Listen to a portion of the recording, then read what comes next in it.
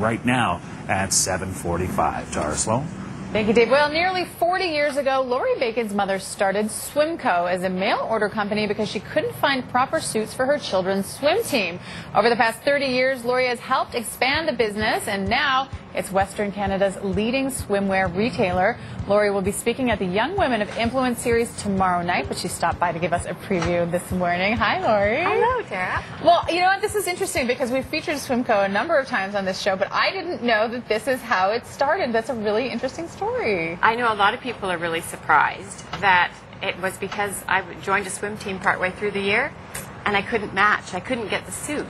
And if you think back at that time frame, you couldn't buy swimwear anywhere in the winter time. Right. So the Bay didn't have it. We didn't have a Sport Check, any of those kinds of stores. So my mom sort of stumbled into it and felt really badly for me that I didn't match. And I didn't really notice that, but I found out about that a couple years ago. She felt so badly that that's what she did and searched out a line of swimwear and found a void. So she became an equipment manager, and that was a hobby. Yeah. And Swimco, the name Swimco is actually Swim for swimwear and Co for Corrine, because that's her first name.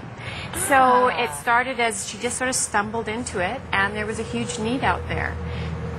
What kind of business acumen did she have? Was she... You know, today we'd go, oh, what an entrepreneur, which she was. Yeah. But that word really wasn't even used. And she was a mom that had kids in school and wanted something to keep her busy. She had graduated from U of S, but, you know, worked in the oil business until she had children. So she just sort of learned as she went. And that's basically what we've done over the last 40 years, is learned as we go. Well, especially for a series like this where you're speaking to a lot of women who are looking, I mean, that's a really good lesson within itself. She found a gap in the marketplace. Exactly. And she filled it. Let's talk about how you got into it, because I understand you got your Bachelor of Commerce, but you were not particularly going to take over this business. No, this was nothing I was interested in, and it wasn't until... she had very few people. She had one other lady that worked with her part-time, so she wanted a holiday in the summer, well-deserved, and asked me if I'd step in while she went on holidays. And I found I loved it. And, you know, just how much should I order? How much will I sell? How much can I sell? What do we need? Unpacking new shipments.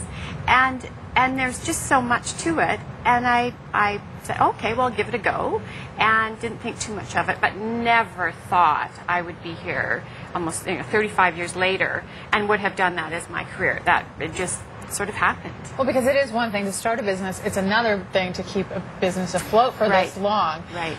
If somebody were to ask you what sort of some of the keys to success or to sustaining a business like this, what would you say? Well, all along we've always looked for opportunities, and you know, we were excited about what we were doing. We loved water, we loved swimming, we loved the beach. It all sort of fell in.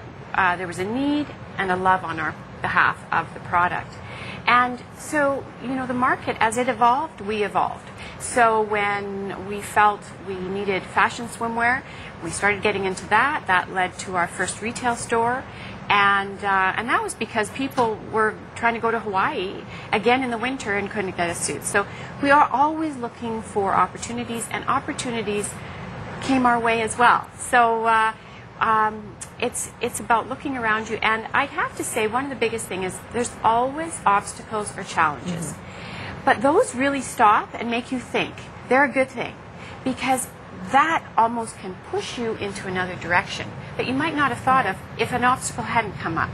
So don't let it stop. Maybe take a little veer to a different direction if you need to. Customer service, I have to say, is impeccable at Swimco. If you want to learn more with Swimco's Lori Bacon, head to the West in Calgary tomorrow. It is the Young Women of Influence series from 5:30 to 7:30. More information at breakfasttelevision.ca. Really fascinating stuff. Thank you so much for stopping by today. Very welcome, Tara. Thank you. Coming up after the break,